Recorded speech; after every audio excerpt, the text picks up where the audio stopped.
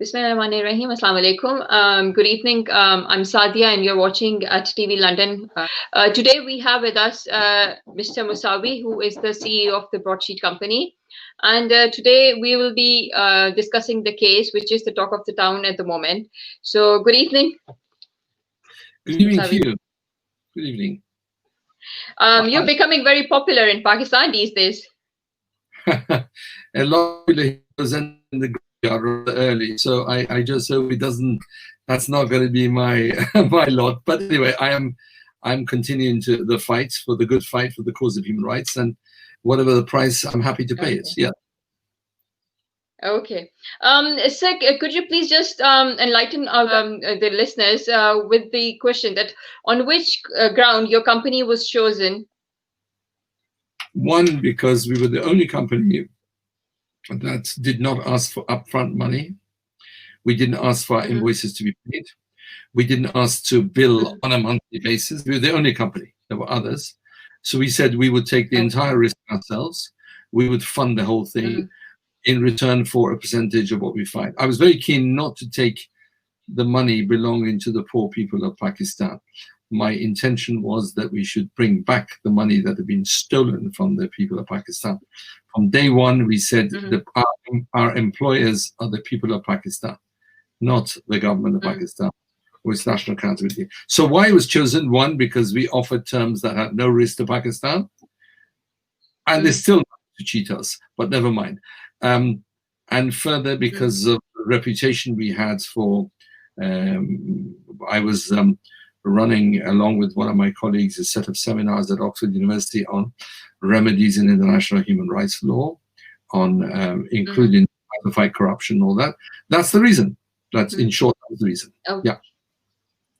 Okay, and sir, could you please tell us that why this case was terminated, why this contract was terminated? Was it because of the NRO, or was there anything else apart from this? Because NAB was corrupt, because the investigations, they were no longer interested in finding stolen money, interested in after their political opponents. And it was finally because we were too successful in getting too close to monies that belonged to their friends of the people in power. That was the reason why we were sacked. And the court agreed with us that we were in the action court in London. The judge agreed with us that we were successful, that we'd found money. There was no justification in sacking us, and the government of Pakistan engaged in a conspiracy to defraud us, and the government of Pakistan breached unlawfully its contract. When you talk about the government of Pakistan, is it the current government you're talking about, or is it you're referring to the previous government? 2003 government. We're talking about the government in 2003. 2003.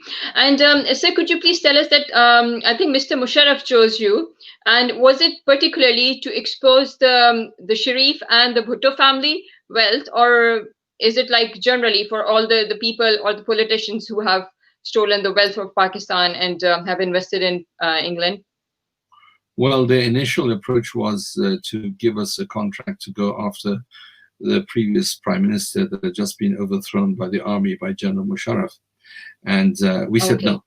We said we are not prepared to engage in political witch hunts. We are interested in fighting corruption, and we're not going to make political distinctions between the friends and foes of General Musharraf. That's why we set up two companies, one international asset recovery that went after the assets of Asif Zardari and the late Mrs. Bhutto, and then Broadsheet, which went after the assets of last Prime Minister, Mr. Nawaz Sharif, his coterie and family. Okay, so so did you had like so it was like particularly for everybody all across the board, whether it's from the political party or generally from other companies as well? It was or other walk of life. It was politicians, bankers, military generals, businessmen. Yeah, it was across the board, but mainly the kith and kin, the coterie, the alter egos of Nawaz Sharif and Benazir Bhutto, which means the companies that they'd set up, front companies, operations, this kind of thing. Yeah.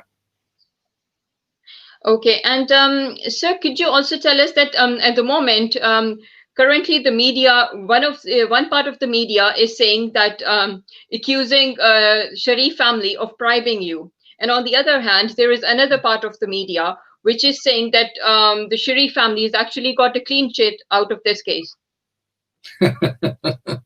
Well, the clean. So could you please tell us and clarify this issue for us, that what is actually the truth? They are, well, the truth is it came out in the investigations carried out by a joint investigation team, decision of the Supreme Court, the Panama Papers, the judgment of Sir Anthony Evans at the London Court of International Arbitration. No, the Sharif family do not get a clean bill of health. They're not exonerated. It's a complete spin. It's a skillful spin. The fact that we did not pursue the Avenfield apartments was the reason why we didn't pursue it is because we found other money. We had a court judgment. We were owed money and Pakistan wouldn't pay us. So we went after Pakistani assets. The Supreme Court had said the Avenfield apartments had been purchased by illicit money. And we said, well, Exhibit 1, we submitted to the High Court in London that we should freeze those assets for the simple reason that the court itself had said that. But we dropped that because we found other money. You know, if you get cash rather than property, it's much easier to get cash. And we took the cash. So now liquidated. And the Sharifs have put this spin on it that this has exonerated them. It has done nothing of the sort. Nothing of the sort. So at any point of time, were you ever bribed by the Sharif family? That's for the police to find out. That's for the authorities to find out. We have said, we've given our evidence, but what's significant is the government of Pakistan have not shown the slightest interest in going after that. They showed not the slightest interest in information we gave them about $1 billion in account in Southeast Asia. They showed no interest in that. So we believed at the time that the gentleman who came to see us, Anjum Dar, there was incredible evidence that he came from the Sharifs, and we believed at the time that was so. But we have never given a bribe and never taken a bribe. We refused, and that's the discussions ended. Okay, so but do you believe personally that was it from the Sharif family or not? At the time, clearly, I was shown evidence. The evidence, evidence that as prima facie evidence on the it was compelling enough for me to agree to have a discussion with Mr. Dar. That evidence was photographs that he had with him, not what the spin they put on and say. I heard the nonsense they put about that he's a politician and therefore a lot of people are around. No, this was in his private residence at home, sitting. And then Anjum Dar embracing. And then Anjum Dar made a telephone call in front of me and a witness to someone who sounded terribly like the Sharif that I've heard on television. So what would you do? Would you conclude this is an emissary from Sharifs? I concluded it because he had the right information and he had the right documents, the right credentials, right photographs. But the only reason why we didn't proceed was he tried to make it as a cash payment to us rather than a settlement through the court. And I wasn't prepared to take a cash payment and not settlement through the court.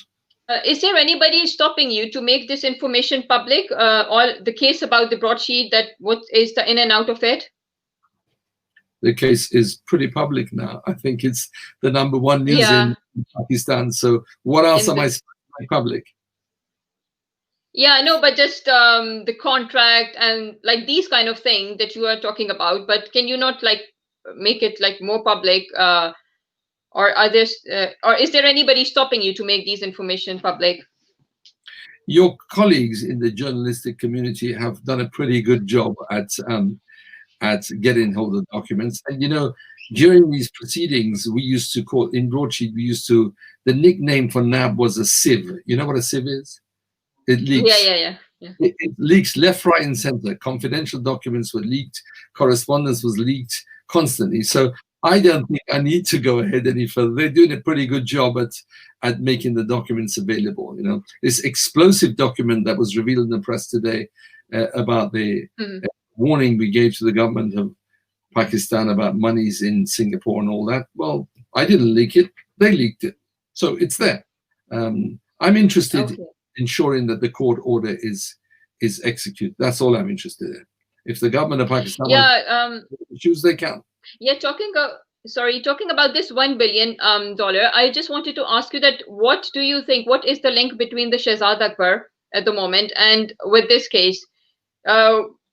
Or did he try to strike a new deal outside with you, or because there was claims that there is another middleman person who was asking for a 20% cut. So can you please tell us that side of the story? I am making no accusations of that nature against Shahzad Akbar. I think he's a fool. I think he's incompetent. I think he doesn't pay attention to the real issues. But I have never accused him of being corrupt, because I just don't know. That corruption is a crime, and the criminal evidence is beyond the reasonable doubt. The civil accusation is on the balance of probabilities. Okay, I am not making the accusation that Shahzad Akbar attempted to.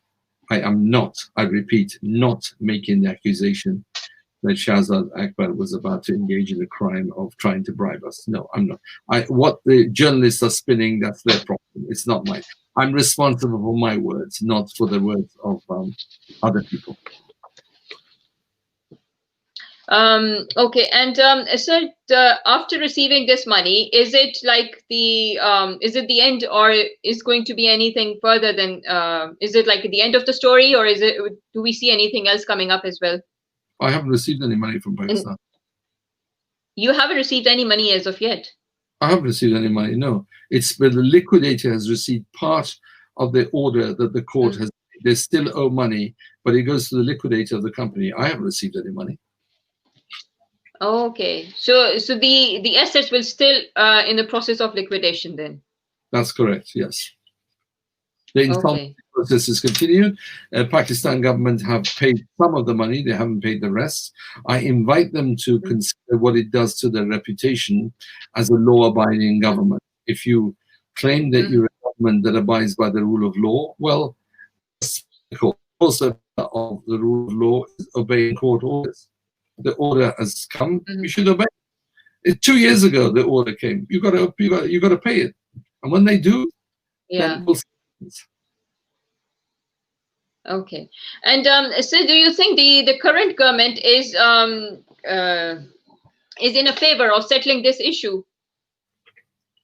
The current government, I think, is by and large a clean government. I've seen no evidence to the contrary. It's this aspect of it being run by a fool, an incompetent fool, who is demonstrated his incompetence. He gives press conferences and he says he came to see me in order to try and negotiate discounts for the settlement. Well, this is not a bazaar that you're buying or selling a carpet. You're talking about court orders. And it is no favor to the Pakistani people to try and save $2 million, but lose the credibility and the soft power that comes with a reputation of being a law-abiding government. First thing. Secondly, what kind of a service, what kind of a help is that to the people of Pakistan when instead of talking about the $1 billion that I have pointed to and saying, how can we cooperate to go after that, try and reduce the award by 2 million? I mean, it's a joke. It's a fool. I mean, the man is a fool, and he's not a serious contender, and he should be frankly sacked by Imran Khan tomorrow. Okay, and do you think that if we talk very honestly, do you think that Shahzad Akbar is any vested interest in it? I don't know. His interest, I think, is to stay a minister and do a job that he thinks is the way to do it. But any first-year law student would look at him and say, God, who is this fool? That's what I would say. Yeah. Okay. Thank you so much, sir. Thank you so much for your time. And